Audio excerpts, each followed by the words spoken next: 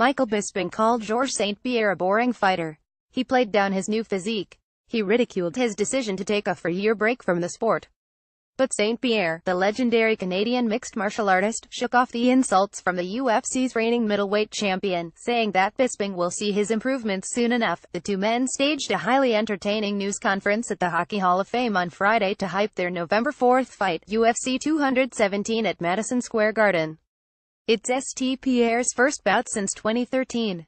The famous French-Canadian, who was once a ratings star for the UFC, has added some 15 pounds so he can challenge for the middleweight title. The fighter, once known for his endurance, speed and strong fight plans, said today, at 36, he's even better. Story continues below. Advertisement: I've stepped up tremendously in those 4 years, St-Pierre said. I'm not the same guy the first was when I left off.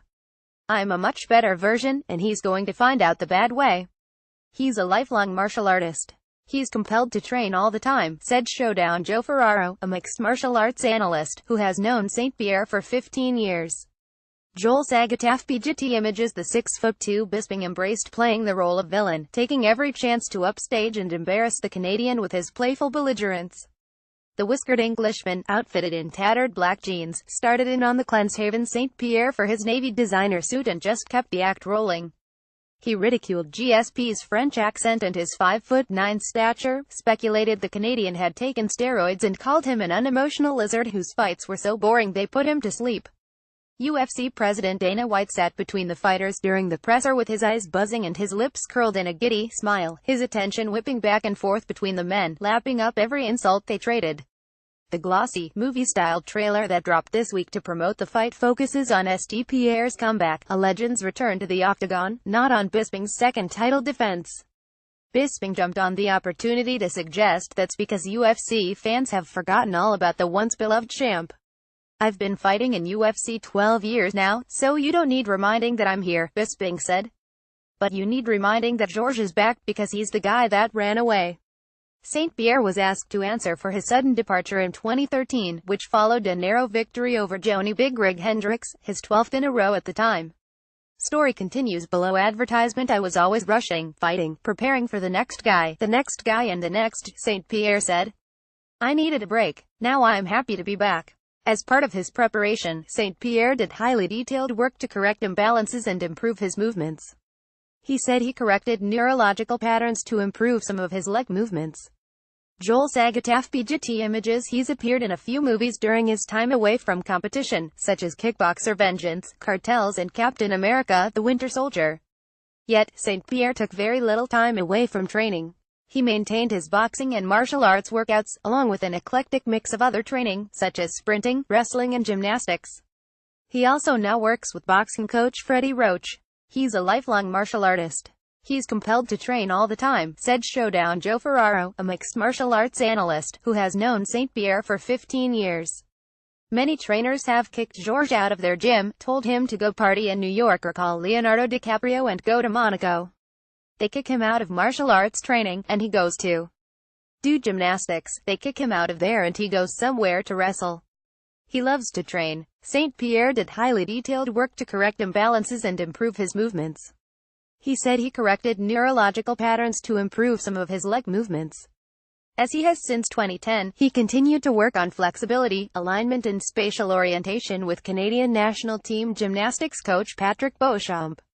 Beauchamp called St-Pierre a unique thinker, able to strengthen his body through his workouts on rings, trampoline, parallel bars, and floor exercise. We looked closely at how he jumps and runs and moves, so he moves more efficiently now. He's better aligned, and we worked on his upper back to make sure he walks straighter, said Beauchamp, who works with him once a week in Montreal. People might expect him to be slower because he's bigger now, but not at all. He's just as fast and just as powerful. Story continues below. Advertisement: Bisping poo-pooed StPierre's weight gain, mockingly admiring his physique and saying the old tactics he used to win in the 170-pound weight class won't work in a 185-pound fight. We looked closely at how he jumps and runs and moves, so he moves more efficiently now. He's better aligned, and we worked on his upper back to make sure he walks straighter. People might expect him to be slower because he's bigger now, but not at all. He's just as fast and just as powerful. Canadian national team gymnastics coach Patrick Beauchamp. Underneath his suit you can see some nice little round muscles, sneered Bisping, repeating a line he's used many times in the lead-up to this fight. He's still going to be the smallest guy I've ever fought. St-Pierre, who said he rarely engages in news conference barbs with his opponents, because English isn't his first language, mostly smiled and rolled his eyes at the Englishman. With several rows of fans whooping in the back of the room, jeering at Bisping and chanting GSP, the Canadian did deliver a few cutting digs.